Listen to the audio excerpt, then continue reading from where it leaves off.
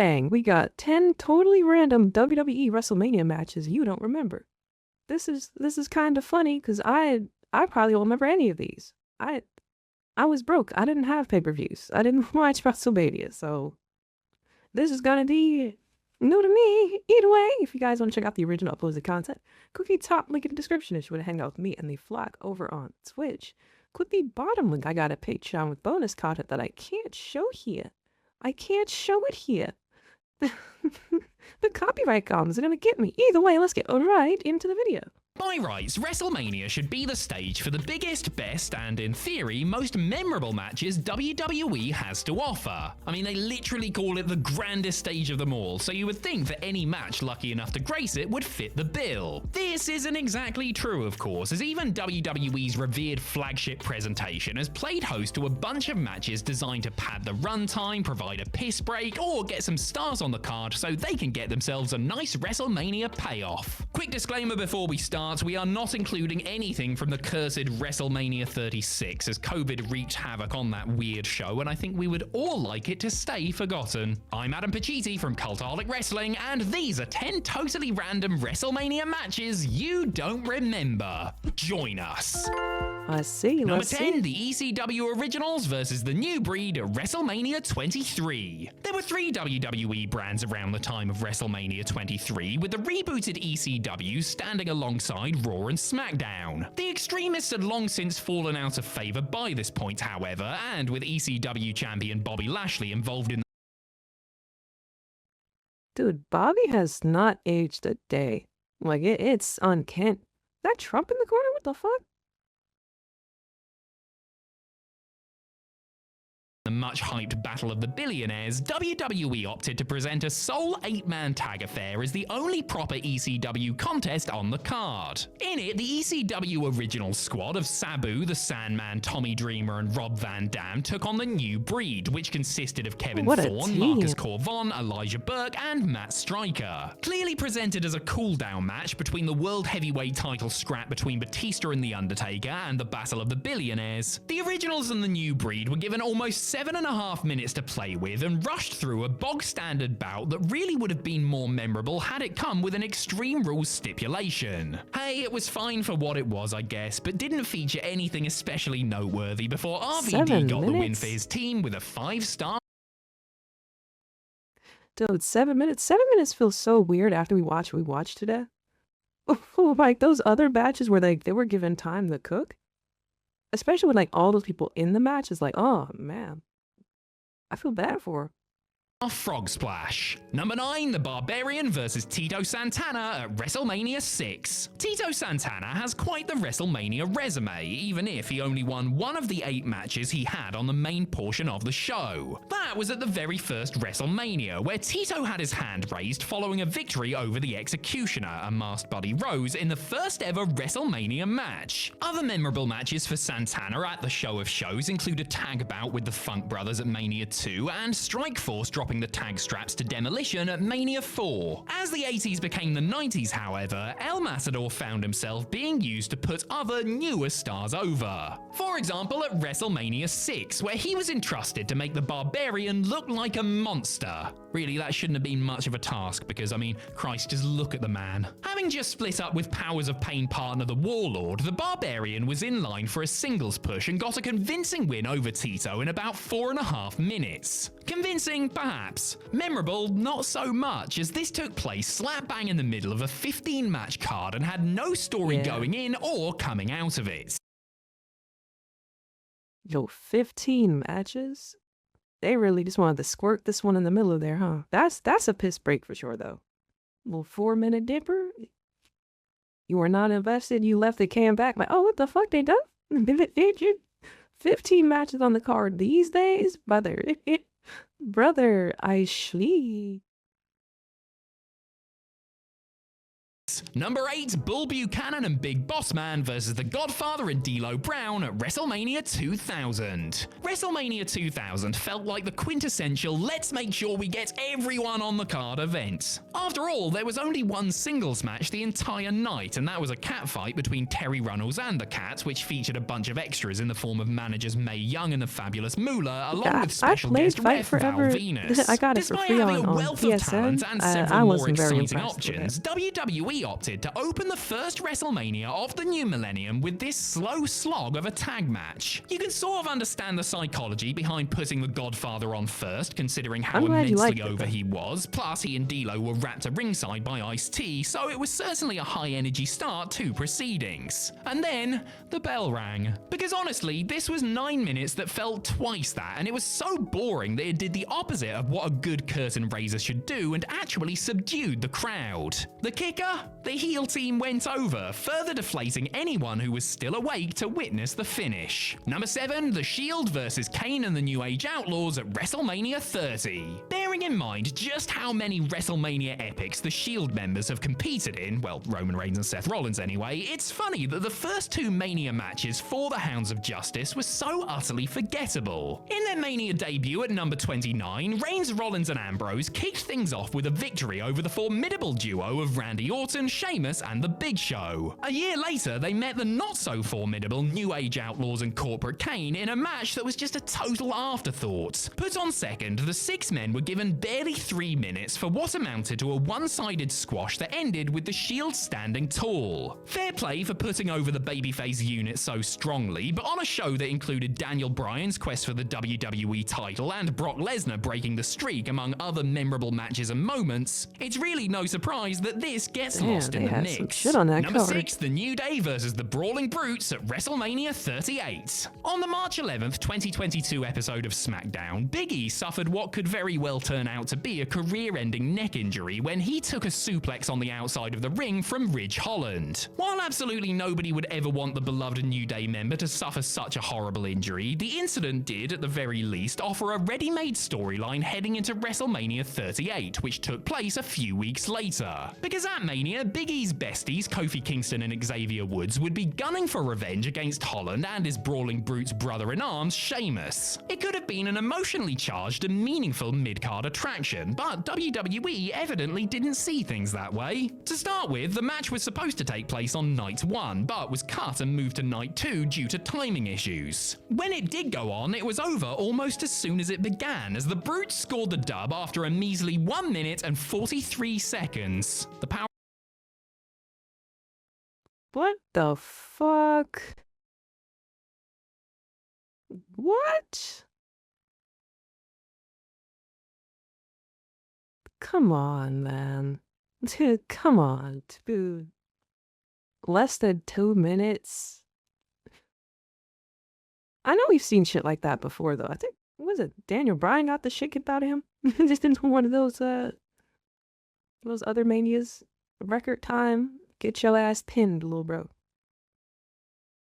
Of positivity isn't really helping me with this one. Number 5, Jeff Jarrett and Owen Hart versus D'Lo Brown and Test at WrestleMania 15. Russo Mania was running wild in 1999, bro, as that year's showcase of the Immortals ended up better resembling an overbooked extended edition of Monday Night Raw. There were certainly some noteworthy happenings on the pay-per-view, like Butterbean KOing Bart Gunn and The Undertaker hanging Big Boss Man. I said noteworthy, didn't say good. The tag straps were up for grabs in the second match of the evening, as Jeff Jarrett and Owen Hart defended against the mismatched team of D'Lo Brown and Test. The challengers had earned the right by being the last 2 men in a pre-show battle royal, but they weren't friends, so would they be able to coexist? Such intrigue, Mr. Russo. Anyway, this was a 4-minute match with really nothing to distinguish it as being in any way special. Commentator Jerry Lawler, meanwhile, was more than a little preoccupied with manager Deborah's breasts. So before the action had time to go anywhere, it was over as the champs retained, the challengers bickered, and everybody quickly moved on. And you know what? I think I'll do the same. What? Number 4, Dino Bravo versus the Texas Tornado at Wrestlemania 7. The early Wrestlemanias may have featured some blockbuster main events and major stars in other gripping matches that acted as the blow-offs to long-running feuds, but they also contained more than their fair share of filler. Wrestlemania 7 is a prime example of this. Yes, Hogan winning the world title for America headlined, and Randy Savage versus the Ultimate Warrior in a retirement match plus the post-match scenes tore the house down, but bouts like Demolition versus Koji Katao and Genichiro Tenryu, Earthquake versus Greg Valentine, and Tito Santana versus the Mountie did little to inspire. The very definition of just a match that happened was the second contest of the evening as the Texas Tornado took on Dino Bravo. Kerry Von Erich was still over and certainly looked the part, but this had no reason for existing, and the action was sub-house show level stuff, with the Tornado finishing things off with a discus punch in 3 minutes and 11 seconds. Interesting note, both of these men would die tragic deaths within 2 years of this match. Nice little fun fact to take us home there.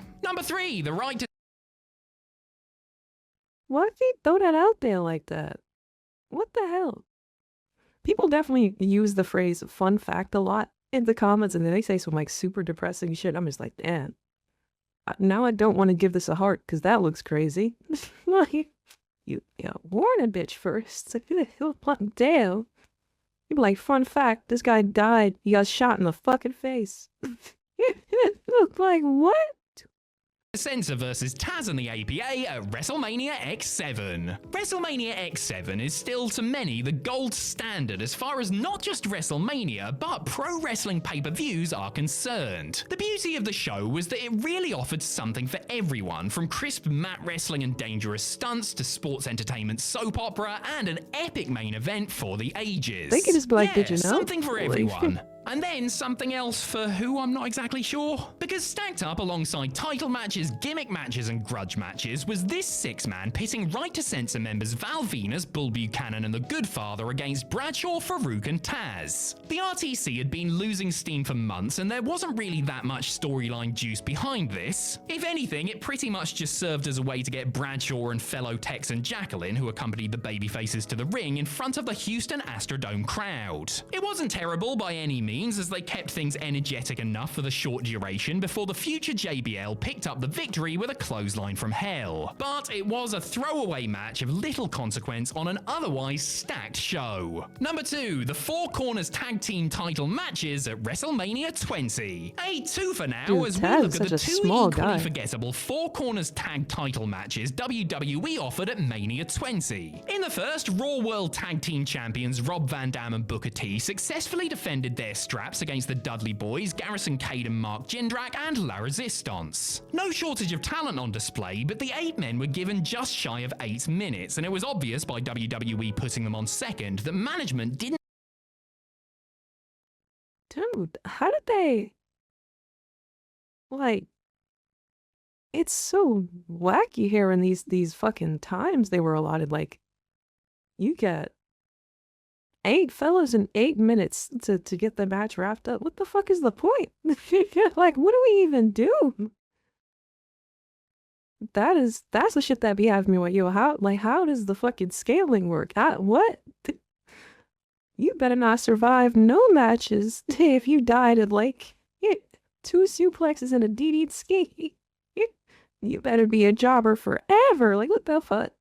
See the match as anything other than an arbitrary way to get a bunch of guys on the show, and for Dupree, Conway, Cade, and Jindrak, it would be their only WrestleMania match. In the second, SmackDown's WWE Tag Team Champions Rikishi and Scotty 2 Hotty beat the Basham Brothers, the APA, and the world's greatest tag team. This was another ordinary and unexceptional outing that couldn't hope to capture the attention of a Madison Square Garden crowd who had just put so much energy into mercilessly heckling Goldberg and Brock Lesnar in the match before. 4. There were 12 matches at Mania 20, Oh, and this man. pair were the most by the numbers. Number 1, The Core versus Kane, Big Show, Santino, Mela, and Kofi Kingston at WrestleMania 27. WrestleMania 27 was far from the most critically acclaimed granddaddy of them all, with lowlights including the weak Miz vs Cena WWE title main event, which had a dodgy finish, and the never-ending disaster that was Michael Cole versus Jerry Lawler. There were a couple of things worth watching, in particular The Undertaker's brutal streak-extending no-holds-barred victory over Triple H, but after the show was over, you didn't feel like you had really seen much of consequence. You would also be a liar if you recalled watching the blink-and-you'll-miss-it 8-man between the Core and the team of Kane, Show, Mela, and Kingston. Kofi, it should be noted, was actually a replacement for Vladimir Kozlov, who had been injured by Wade Barrett and the boys at an Access event the day before. How dare you tease Vladimir Kozlov and not deliver, you bastards? Now, did the switch do anything to affect match quality? Something tells me probably not, as the whole thing was wrapped up in just over 90 seconds. The babyfaces wiped the floor with Barrett, Slater, Gabriel, and Jackson, who couldn't hope to get in any meaningful offense before Show puts Heath's lights out with the KO punch.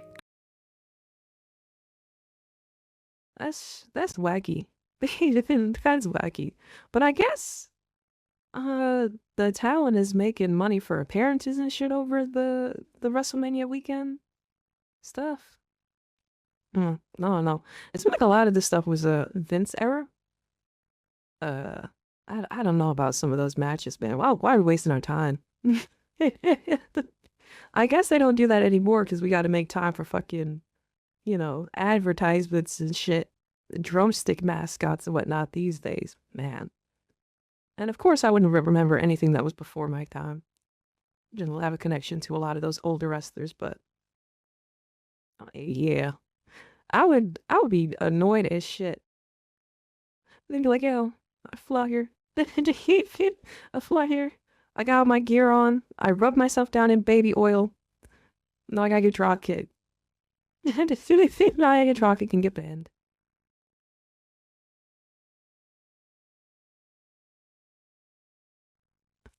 Yeah. It's definitely at least you're making money, so fuck it. That sounds like a light job to me, right? Like fuck it, yo. Go out there and pretend I got fucking slammed on my back so hard that I was knocked out.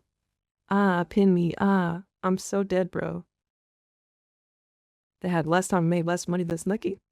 I mean, I wouldn't say it's sad. That's just how the game works. Like, if you want to get that paycheck, become a celebrity. Do what she did. You a wrestler, you gotta become the top person on the card. You gotta get it. Get it how you live.